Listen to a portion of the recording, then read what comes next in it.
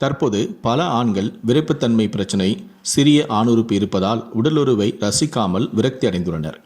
ஆணுறுப்பு சிறியதாக இருப்பது மனதளவில் ஆண்களை வருத்தமடைய செய்கிறது. திருமணமாக உள்ள அனைத்து ஆண்களுக்கும் உள்ள சந்தேகமே, நம்முடைய உறுப்பு பெரியதா அல்லது சிறியதா என.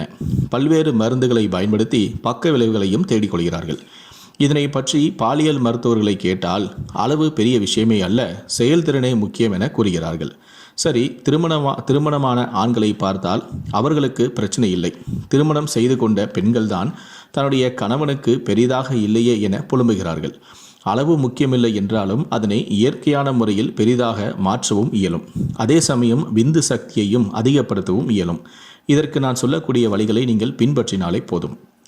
பாலியல் குறைபாடுகள் ஆண்குள் இருந்து தொடங்குவதில்லை. அது உணவு திட்ட முறையில்லாத பழக்க வழக்கங்கள் போன்றவற்றில் இருந்துதான் தொடங்குகிறது.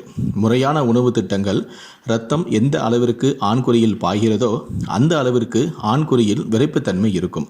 ஆக உடலில் ஆற்றலுக்கும் பாலுணர்வுக்கும் இருக்கும் நேரடி உறவை எவரும் சிந்திப்பதாக தெரியவில்லை. சில காரணங்களினால் தளர்ச்சி அடையக்கூடும் சிலருக்கு ஆண்குறி மிகவும் சிறுத்து இருக்கும். இவற்றை முறையான சித்த மருத்துவத்தில் குணமாக்கவும் இயலும். கருஞ்சீரக எண்ணெயை ஆணுறுப்பில் தடவி வந்தால் இரத்த ஓட்டம் அதிகரித்து ஆண்குறியும் அதிகமாக விரைப்புத்தன்மையும் அடையும்.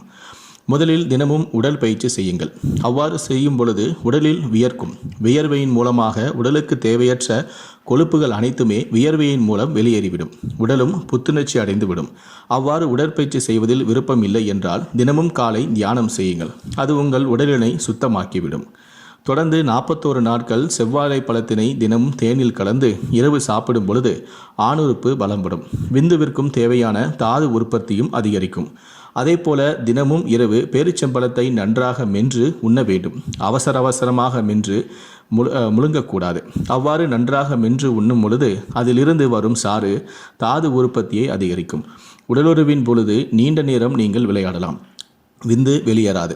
அதே சமயம் நீர்த்தும் போகாது. விந்து கெட்டிப்படும்.